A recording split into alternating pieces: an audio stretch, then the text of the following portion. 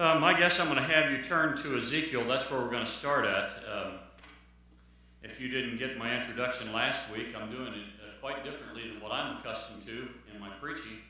I like to have notes and have them up before you so you know for sure where we're going and what I'm talking about. And I think it's better, you learn better that way when you're utilizing all of your senses, or most of your senses, instead of just your ears. And I've devoted this month myself to preparing for the presidential election. There are a lot of different people. In particular, what's coming to my mind is Elmer Towns down at Liberty University. And I found out through my sister-in-law, a Christian university not far from her, outside of Columbus, Ohio. They were having singing, and they were getting prepared too. But we need to be prepared and need to understand exactly what's going on as much as we can. And I realize that when I'm preaching to you on these kinds of things, I'm basically preaching to the choir, so to speak, because I know you're pretty much right where I'm at too. But I want to make certain that those who are outside here, and Joe puts all of this on the internet. That'll be on, as I've said to you many times, before you even get out of here, it'll be on the internet. And not only will they have my voice on there, and generally speaking, because of Donnie, we're having a lot of video lately too, a lot of work to that. And so the video's on there too for people to see around the world. And in particular, other people right here in the United States who may really not know. You may feel like, well, there's nobody going to vote for Obama. If you'll drive around town, just not very far, just a few blocks from my house, you'll see a number of signs that are up encouraging people to vote for Obama-Biden. And some of them I know.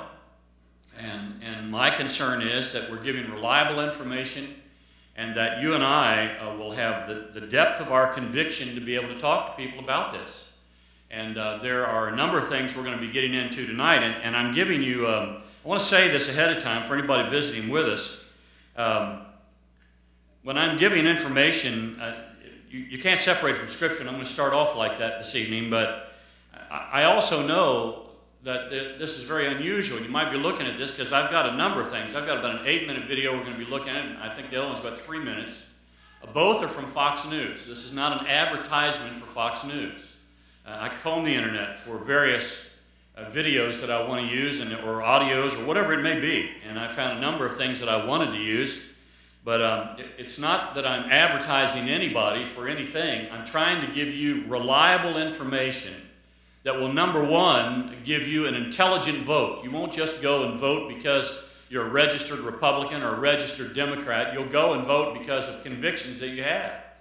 And I'm trying to avoid people that are extremists, people who have a position and they're going to make it say what they want it to say no matter what it says. We don't want that. I don't think you want that either. That's one of the reasons that in one of these videos I'm using Condoleezza Rice, because she's going to say some things that you probably won't agree with. I know I didn't agree with, but I respect her. And she's not a woman who speaks out of turn. By that I mean she's not a woman who speaks and says things because they're popular to say. As you're going to see in a number of different places, and when she's being interviewed, she'll say, I'm not too concerned about what you're talking about. And you're going to see how that comes up time and again.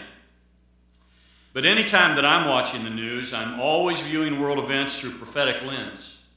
And in these days, I know some of you may become tired of that, hearing it, but it's the next thing as far as I'm concerned. We're not only going to hear, but I personally think that we're going to see Russia, Libya, Ethiopia, Turkey, Iran, and Germany in the headlines with Israel more and more and more. And I want you to know that as we do that, these events with these nations, I'm very interested in, because I realize that every bit of news that comes along with any of those nations I just named, and others, if they're over there in the Middle East, they're going to get my attention, because I believe that there's a development that is going on prophetically. I'm not going to put any time frames on it. In fact, I did a good deal of reading today about people who I know I differ with, who believe that this battle of Haman Gog that I'm talking about is going to happen much later in the tribulation period. And I don't see that at all, but I don't mind reading and seeing if I have my ducks all in a row. And it's good to see what the other side has to say about various things. In case I don't want to lose you in this, so I'm going to give you just a little bit of information. We're really looking at Ezekiel chapter 38. In fact, I've had you turn there. We're going to begin in verse 8, and I'm having you do that for a specific reason. I want you to see that this war that is going to be going on, Battle of Ham and Gog, a coalition of nations headed by Russia, that there are things going on right now that are showing how this coalition can easily come together. You may remember that when we were going into Iraq, President Bush was trying to develop a coalition of nations. That is, he was trying to get nations to say, yeah, we're with the United States. We'll be with you in this coalition. Well, that's exactly what Russia's going to do. Some people want to look at that and feel like a war is going to happen and Russia's going to force these. I don't think he'll have to force anybody to do anything. I think he's already got Iran, and I think Ethiopia and Turkey and Iran and Libya. The headlines are crystal clear. And when you see those things, you ought to be looking for things that they're saying that are going to indicate that this coalition's coming together. And then I'm going to caution you once again to remain open. The one thing that I have learned about eschatology, which is the study of things to come, is that, I want to tell you, I have arrived at many positions that I have in eschatology, not because I don't have difficulty, but I have less difficulty with my position than I do with other positions. That alone should keep us open, willing to listen to those who are knowledgeable and who may differ with us, and to listen to what they have to say. I know for some people it frightens them to death to listen to anybody that has any difference with them, and that's a shame. They're worried about changing. Well, we do need to change on some things. And one of the things that we need to change on, make certain we stay in touch with, is the fact that we're not afraid to have what we believe tested. Now, for those of you who feel like I'm dealing with this war in Ham and Gog a lot more than what I should be, as I've said to you, it's because I believe it's the next thing that's going to happen in God's prophetic events. So I'm watching carefully.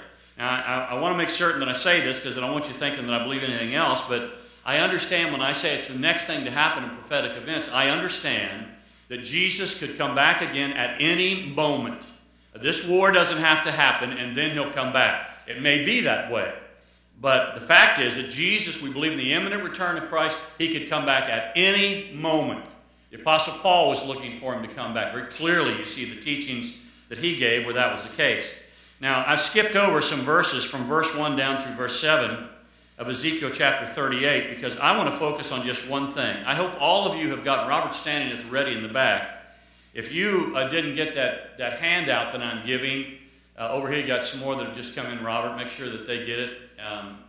Raise your hand and Robert will see to it that you get that because I'm going to read through that for the sake of people that are listening on the internet and not so much for you because you're going to have it in front of you. You will notice, you older folks, that I blew it up. That's a .16, I believe, that I put that to. I'm more comfortable with that, so I figured you'd probably be more comfortable with it too. But let me read through the scriptures first of all, and here's what I'm going to bring to your attention in these scriptures. I read after a guy today, a Rosenthal, really meant to check him out more thoroughly than what I did, but he had good references in terms of Dwight Pentecost, various people at Dallas Theological Seminary. I at least know he's not way out there in left field. And he was sharing some things about the doubts that many people have about timing and all of these things. And one of the questions that he was answering on the internet that I read a long time today on was, why do you believe that these nations have to come together? And not only why do you believe that, but where is the United States in all of this? Everybody wants to know, where is the United States in prophecy? He says he can't find them in prophecy at all. I probably am going to be a little bit more conservative, at least from my perspective, that we might be able to see where they're at. Either way, it doesn't look very promising.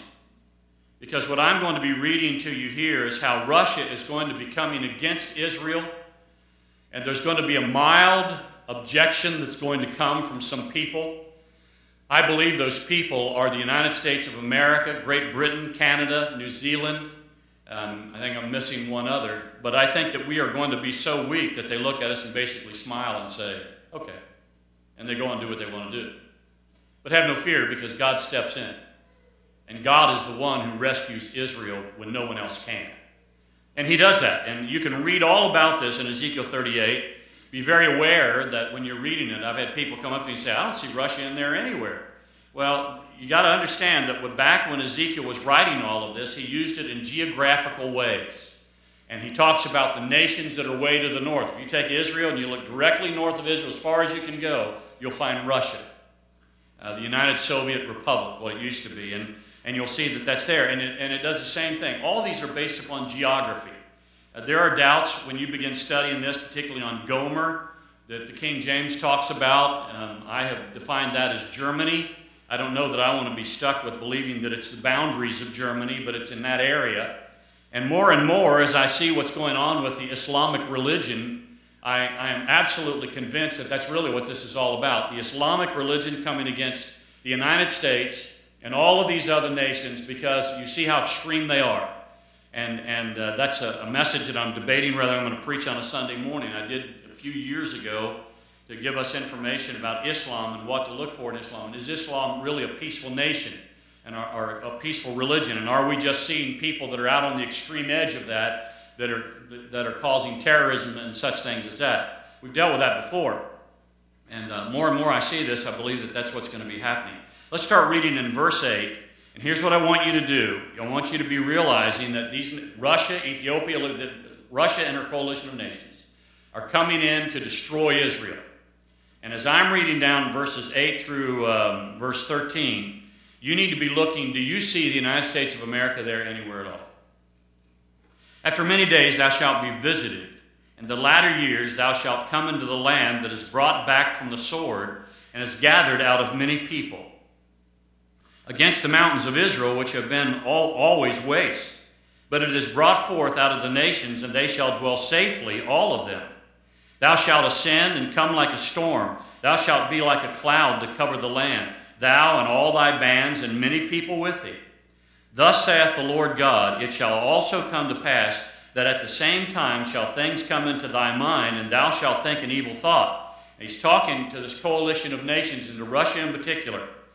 And here's what they're thinking. And thou shalt say, I will go up to the land of unwalled villages, that's Israel, and I will go to them that are at rest, that dwell safely, all of them dwelling without walls and having neither bars nor gates, to take a spoil and to take a prey, to turn thine hand upon the desolate places that are now inhabited, and upon the people that are gathered out of the nations which have gotten cattle and goods that dwell in the midst of the land. Now we're getting into some identification. Sheba and Dedan, that's Saudi Arabia, and the merchants of Tarshish, that I believe are Western nations, which would include the United States of America, Canada, Great Britain, New Zealand, and any of the others that come out of that, with all the young lions thereof, shall say unto thee, unto Russia, art thou come to take a spoil? Hast thou gathered thy company to take a prey, to carry away silver and gold, to take away cattle and goods, to take a great spoil? Now, I'm bringing that to your attention because I want you to be able to envision not just something that pops up, but if you have watched how things will go, for instance, in the United Nations. I can see this scene here taking place in the United Nations. When the United States stands up and speaks up to the Russian ambassador and a Russian representative there and says, what are you trying to do? We see that you're trying to attack Israel. Are you trying to go in and take a spoil from them? And I can just see Russia say, no, that's not what this is all about. And there's arguments that go on even as they do now in the United Nations. Basically a worthless organization. And you're going to hear about that as I show you some of these videos. Now, I've read that excellent article that I'm going to be reading to you because he really does deal with this in a very emphatic way. And that's why I like this guy. He's not afraid to step out on it. He may not be right about everything. He may not agree with everything, but he will certainly make you think. Let me show you the question that he is answering here. This is the sheets that we gave out to you. Should be one sheet copied on both sides. And in that sheet, the question, big Q at the top, it says, are you really certain that the West, particularly the United States, will not come to Israel's defense during the war of Gog and Magog? Given the historically strong and strategic relationship between our two countries, that just doesn't seem possible. Well, I want to say this again before I read to you what his answer is, that if we can see United States at all, it's a big if we can see the United States at all, I believe we're so weak that they just ignore us and they go right on in there anyhow. Now, there are some other things that if you would read through Ezekiel 38 and 39, where there are some commentators that want to say that there is nuclear war that's going on, they may be right, where the United States is involved in that and they're shooting some of their nuclear missiles out toward Russia and some of the others, and that combined with that, and God himself, Jesus himself, come to the rescue of Israel. The more I study this, the less I believe that will happen. And I'm going to tell you the reason why. Because God is the one who in all of this exalts himself. In fact, I read one thing. I don't have it before me, but I'm going to say it to you. One commentator that I was reading after said, I can really see how the Lord raises himself up and causes the entire world to see when he delivers Israel so miraculously, because that's what it is. He uses nature itself to miraculously save Israel, that he can see how all of a sudden people are coming together and they're bowing down before the Lord and seems like they're turning toward him, which is going to set up some things prophetically that are going to be happening. And here's his answer down below the big Q where it's in bold print on your sheet. Unfortunately, Ezekiel's account is clear. No one comes to Israel's defense. By definition, that includes the United States. I agree that it is difficult to imagine, especially when one considers how consistent American public opinion has been in favor of the Jewish state over the past 4 decades. During the 6 Days War in June 1967, for example, 56% of Americans told the Gallup poll that their sympathies lay with Israel, while only 3% sided with the Arab states. In February 2006, 59% of the Americans told Gallup they sided with Israel, compared with 15% who said they sympathized more with Palestinian Arabs. What's more, the number of Americans who view Israel as a reliable ally has climbed from only 33% in 1982 when Israel bombed Iraq's nuclear reactor and invaded Lebanon to stop terrorism and a massive buildup of Soviet armaments. You see, even at that, back in that, can you see how that would fit into this? I could see how many commentators would have looked at this and said, wow, there it is, because it matches a whole lot of things. But obviously we're past that. He goes on to say, 41% in 2005, though it has fluctuated along the way. American support for Israel stands in marked contrast to Europe, however, where anti-Semitism and anti-Israel sentiments are rising rapidly.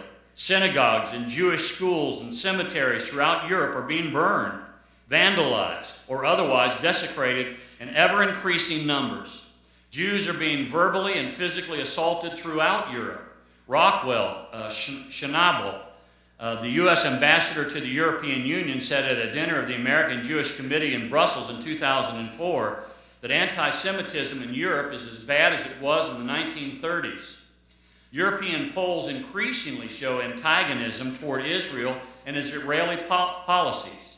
In November 2003, a majority of Europeans actually named Israel as the greatest threat to world peace ahead of Iran and North Korea. Can you imagine? It seems like a safe bet, therefore, that Europe would not raise a hand to help protect Israel against attack. But would the U.S.? Even given historical trends and current indications of American support for Israel, we should expect that the closer we get to the war of Gog and Magog, the fewer Americans we will see strongly supporting the Jewish state. I'm already beginning to pick this up anecdotally on radio interviews in which a surprising number of callers say things like, "Why should we spend a dime to save Israel? Let the Jews fight their own battles. And the only reason we as Americans are getting attacked by Muslims is because we support Israel, and the sooner we stop, the sooner there will be peace." Do you see that? I mean, that's why I like this guy. The things that he's saying, he wrote this long before these things were happening. You can see how that's developing. Then he goes on to say, the real test, of course, will come when Russia and Iran and their allies begin to move forces toward Israel. How many Americans would be willing to risk nuclear war with Russia and Iran to protect even a loyal ally like Israel, especially if Moscow and Tehran argue that they have no desire for a confrontation with the U.S., if we will just stay out of the way?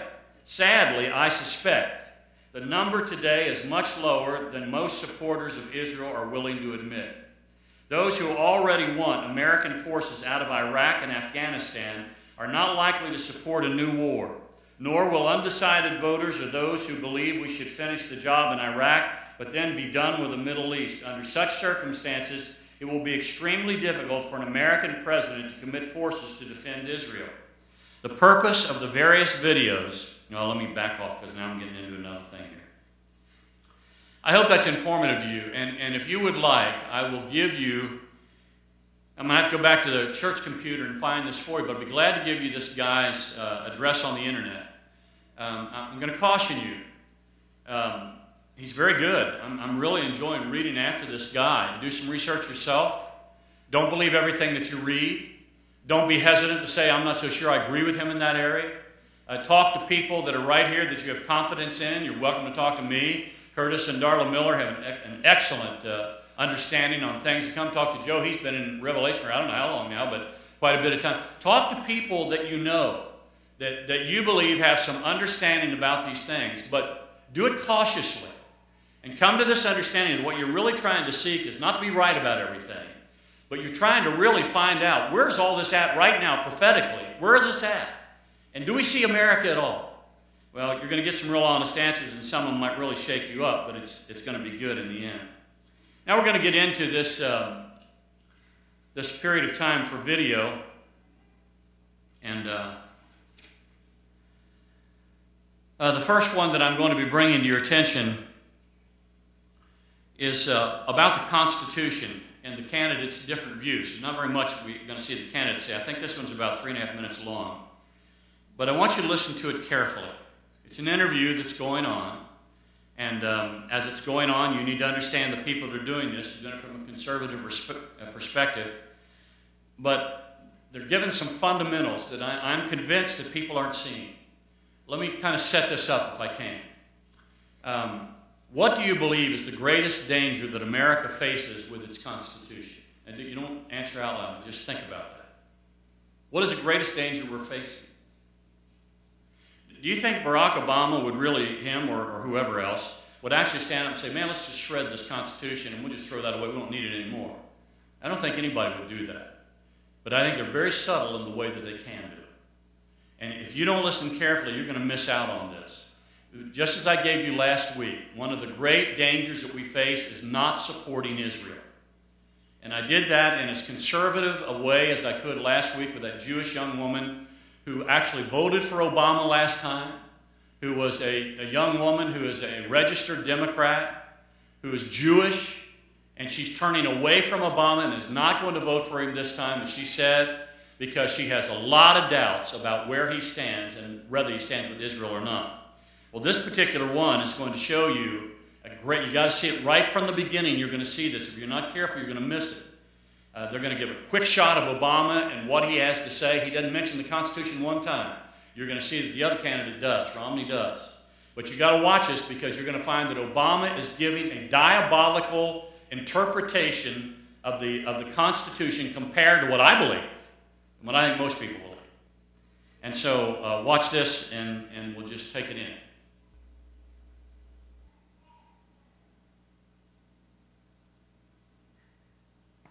Well, when it comes to the role of the federal government, both candidates have made their views clear, and they did it during the first debate. The federal government has the capacity to help open up opportunity and create ladders of opportunity and to create frameworks where the American people can succeed. Look behind us, the Constitution and the Declaration of Independence. The role of government is to promote and protect the principles of those documents. First, life and liberty. We have a responsibility to protect the lives and liberties of our people. So with such contrasting philosophies, our next guest says it's our Constitution that's actually hanging in the balance with this upcoming election. Joining me now is the author of the new book, comes out today, The Naked Constitution, What the Founders Said and Why It Still Matters. And the author is Adam Friedman. Good to see you. I love the title.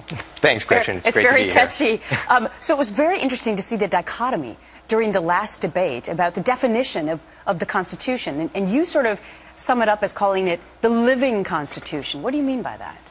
Well, that's right. The greatest threat to the Constitution, and we are in danger of losing the Founding Fathers' vision of government, is not really any particular politician or judge. The greatest threat is a philosophy called the living Constitution. And it says that the Constitution can change of its own accord without any amendment.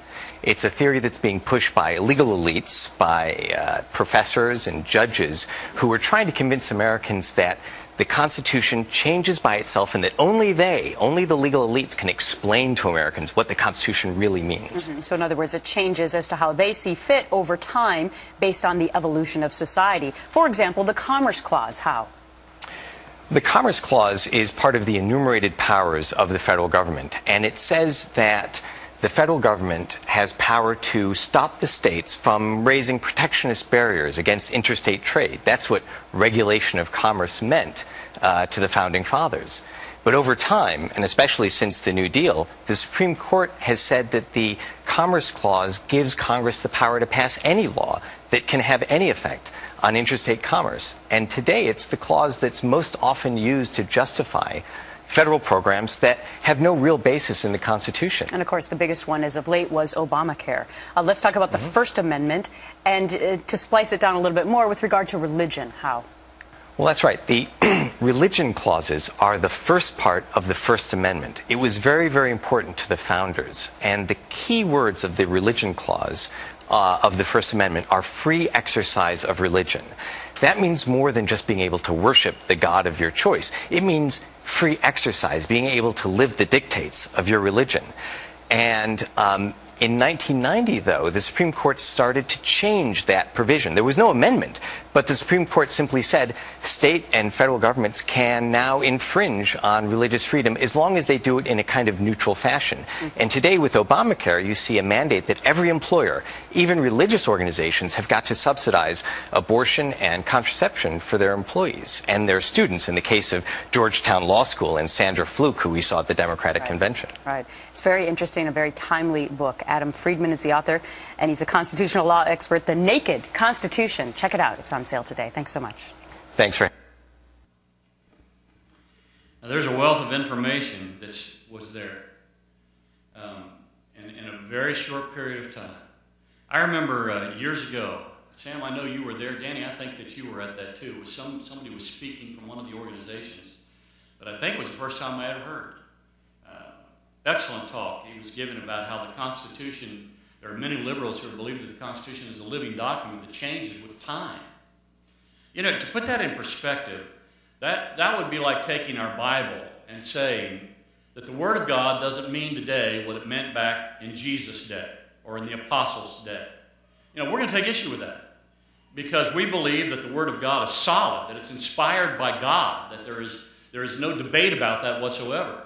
Well, we've got a similar situation. Not that I'm saying the Constitution is like the Word of God. I don't mean that at all. But it's a great document. There's no question about that. If you want to be able to see this and take it a little bit at a time and really absorb it, we don't have that on DVD. What I do is I give Joe the address on the Internet, and then he puts that in and plays it directly off of the Internet and puts it on the screen. And so I have it in my notes here. I'd be glad to give it to you. It's very long. And it's better if you can paste it in a copy. It'd be far better if I can email it to you, and it'd be easier on you in that way. Now, this next video that I want to bring to your attention, and again, I want to emphasize this for those that are listening who are not here in our church. I'm giving this information to be prepared to vote in the November election for the President of the United States. And I want to make certain that we're giving reliable information that is going out to our folks that are going to be voting and anybody else we can have any influence on. This next video is the former Secretary of State, Condoleezza Rice. And I want you to listen to some of the things she's going to be talking about. This, I hope, will alert you, that will make it easier for you to gain this, because this is about 7 or 8 minutes long. Listen for such things as this. What is America's place in the world? This is a woman who's really in the know. What is America's place in the world right now? Another question. What is our relationship with Russia like right now? She would know. Where the presidential candidates stand on it? Where do the presidential candidates stand on America's position of leadership in the world? How do we view that? This is very important because we're seeing under this current administration an entirely different perspective than any president has ever had in the past. And they're going to deal with that to some degree. And then finally, how should we voters look at the candidates? And she's going to deal with all of those things, and I think that it'll be a real blessing to you. So listen to it carefully once again.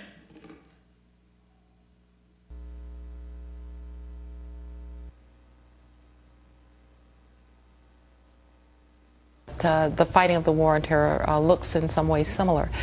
I do think that President Bush had a very strong understanding of how exceptional the United States is, and a very strong understanding that if America doesn't lead from its perspective that the world should belong to free markets and free peoples, then either you will have chaos or somebody will lead who doesn't believe in free markets and free peoples. And so President Bush was willing, against a lot of criticism, to assert American leadership.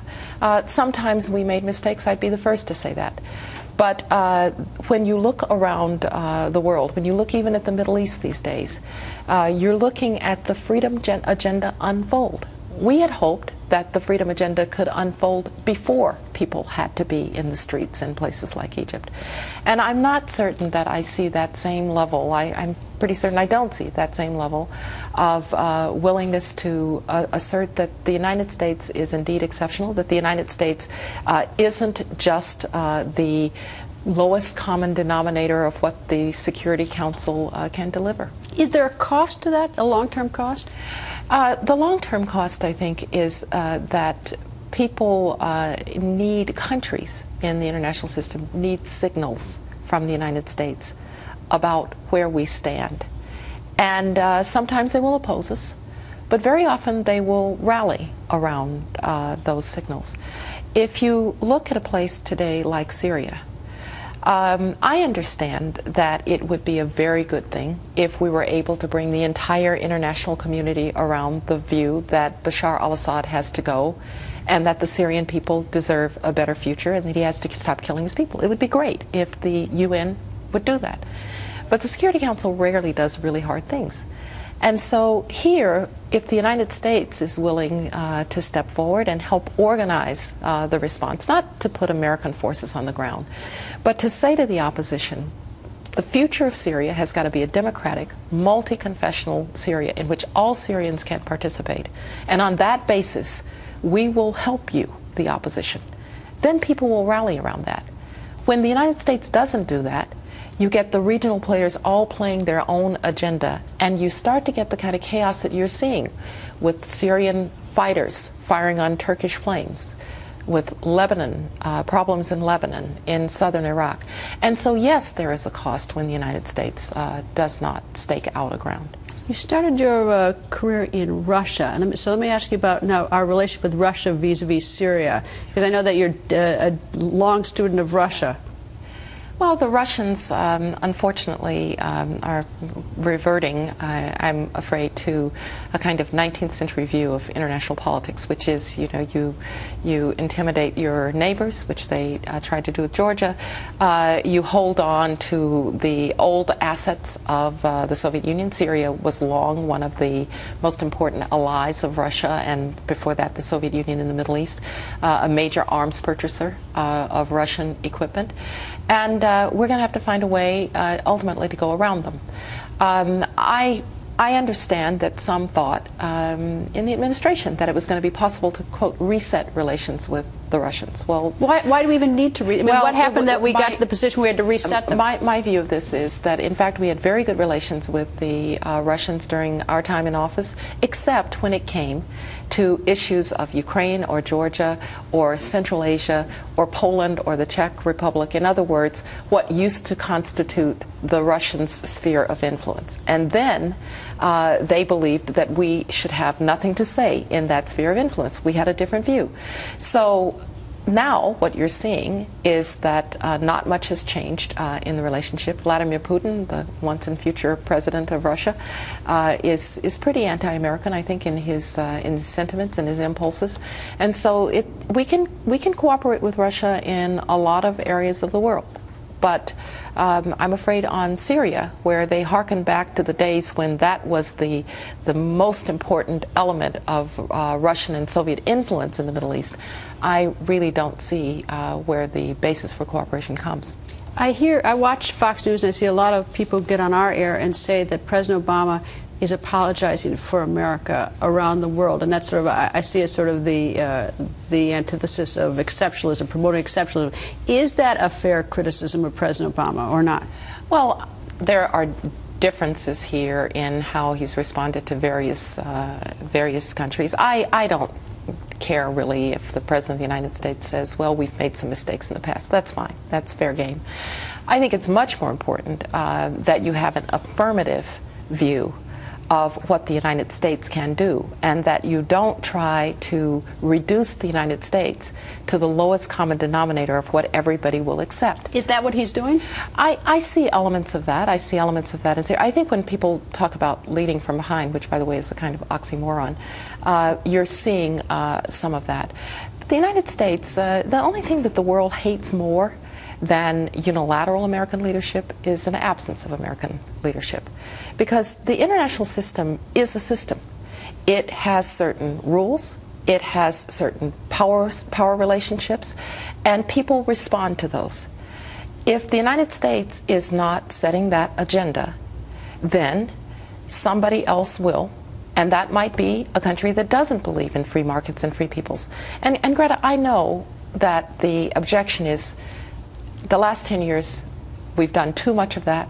It got us into wars in Iraq and Afghanistan. We've got to end. I understand all of those arguments. And certainly I understand the argument which I share, that we have a significant job of internal repair to do. We've got to stop spending money that we don't have and borrowing it. We've got to deal with our entitlements. We've got to deal with K-12 education and immigration. I understand all of that. And I understand that the American people will not lead if we're not strong at home. But we don't have the luxury of retiring to the sidelines in order to repair at home and then re-entering the international system, because it will have moved on. And it will have moved on in directions that are not good for either our interests or our values. It's a terrible thing to try to generalize, but I'm curious whether you have any sort of thought of what a President Romney foreign policy would be. Would it be someplace between the Bush doctrine and President Obama, or you have any sort of sense, because I know you've spent time with him, and a lot of variables, a lot of things can happen in the world, but do you have any sense of this? Well, I think Governor Romney can speak for himself on these things, but let me just say that what I find very attractive in him when we talk about these issues and talk about foreign policy is that he has a very core grounding in what it is that makes America special. He has a very core grounding in the importance of the United States in being clear with our friends, because they need to be able to trust us, and clear with our foes, because they have to fear us. And those instincts, I think, will serve him well. I'm actually one who doesn't believe in presidential campaigns. What will you do on day one? Because you won't. Because once you're in the Oval Office, it looks a little different in there. So what you want to judge is a person's instincts, their principles, their values, and most importantly, do they understand the essence of what the United States is, what it's meant to the world, what keeps us strong? Are they committed to strengthening what is our core, a country that's not, it doesn't have a narrative of aggrievement, doesn't have a narrative of entitlement, but rather believes that everybody, given a chance, can achieve greatness, and that's what has made us really popular around the world, not a particular policy. People admire and react to our great narrative. You can come from humble circumstances and you can do great things. Madam Secretary, always nice to see you. Nice to see you too. Hope you were especially listening to that last phrase that she was using there. Once again, it's the kind of thing you might have to listen to a little bit more than once, but it's an excellent, excellent interview. I know that these things can be very troubling to many of us. I know my granddaughter sometimes will ask me about these things prophetically. I love getting with Scott's kids because they're always getting on things like this.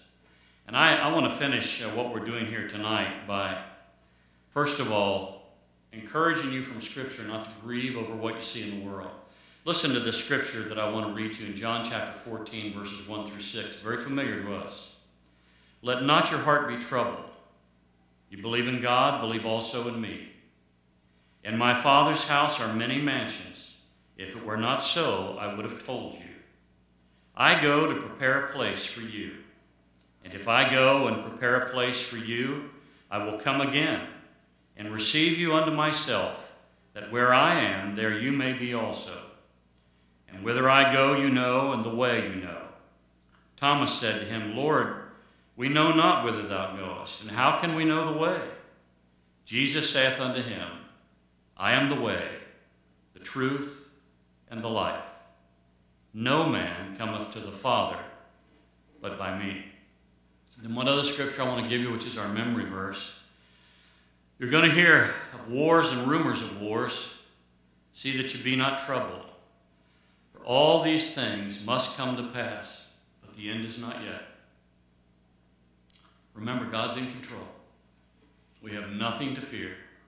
The worst that can happen to us is in one way or another our life would be taken, or our lives would be taken, is simply to release our souls from these sinful bodies so that we can be present with the Lord forever and ever and ever. But we still have a responsibility to know what's going on and to be understanding. Now, as we did last week, on November the 6th, we're going to be going to vote. We have a chance to turn around this country from where we've let it slip very far. And I want to encourage you to make certain that you walk into that ballot, casting your vote, into that booth, understanding why you're doing it.